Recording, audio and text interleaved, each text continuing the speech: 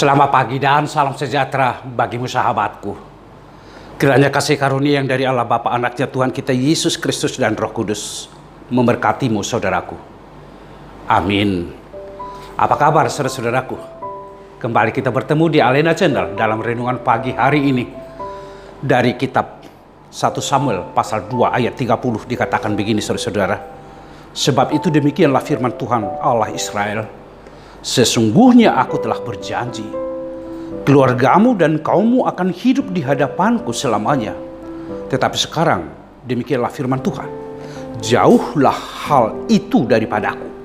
Sebab siapa yang menghormati aku akan kuhormati, tetapi siapa yang menghina aku akan dipandang rendah. Demikian saudara-saudaraku, Charles William, seorang psikologi anak, atau katakanlah dia sebagai seorang pakar di bidang anak, mengatakan begini saudara-saudaraku, bahwa anak yang berusia 2 tahun adalah majikan Anda. Pada usia 10 tahun anak Anda adalah budak Anda. Pada umur 15 tahun anak Anda adalah kembaran Anda.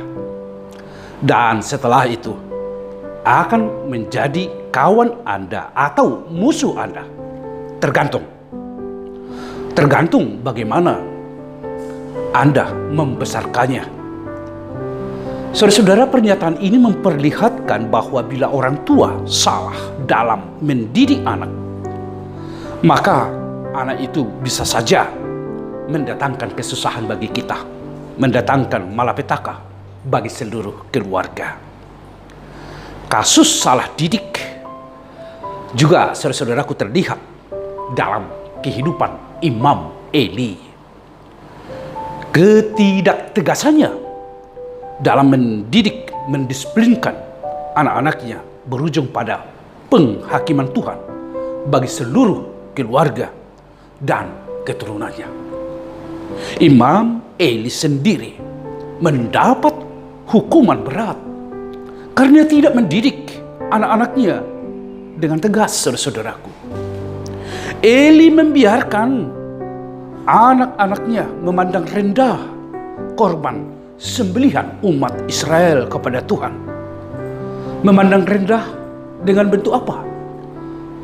Korban-korban sembelihan umat Allah yang dibawa ke bait suci, mereka makan sendiri. Mereka mana yang paling enak, itu yang dia makan. Sehingga cara seperti itu tidak menghormati Allah. Dengan demikian Imam Eli ditegur, bahkan dihukum oleh Tuhan karena dosa-dosa anak-anaknya, karena ketidaktegasannya mengajarkan anak-anaknya untuk takut kepada Tuhan. Saudara-saudaraku, itulah yang menjadi latar belakang dari renungan kita hari ini, saudara-saudaraku. Makanya kalau dulu Allah berjanji bahwa keluarga dan kaumnya akan hidup di hadapanku selamanya. Namun sekarang setelah anak-anak Eli melakukan kesalahan, melakukan dosa, tidak menghormati Tuhan, sekarang Tuhan mengatakan, jauhkanlah itu daripadaku. Dan sesungguhnya dikatakan, sebab siapa yang menghormati aku akan kuhormati, tetapi siapa yang menghina aku akan dipandang rendah. Demikian firman Tuhan kepada anak-anak Eli dan keluarga Eli sendiri, saudara-saudaraku. Oleh karena itu, apa yang menjadi pesan firman Tuhan ini kepada kita, saudaraku? Didiklah anak-anakmu supaya mereka takut akan Tuhan. Jangan mengambil apa yang bukan haknya. Kalau yang dipersembahkan untuk Tuhan, maka berikan dan sampaikanlah seluruhnya kepada Tuhan dengan hati yang tulus dan ikhlas. Kalau kita mempersembahkan sesuatu kepada Tuhan, maka mari kita melakukan dan memberikan itu sepenuhnya tanpa sungut-sungut, bahkan mengambil itu menjadi bahagian kita. Itu akan mendatangkan celaka dan duka cita kepada kita, saudaraku.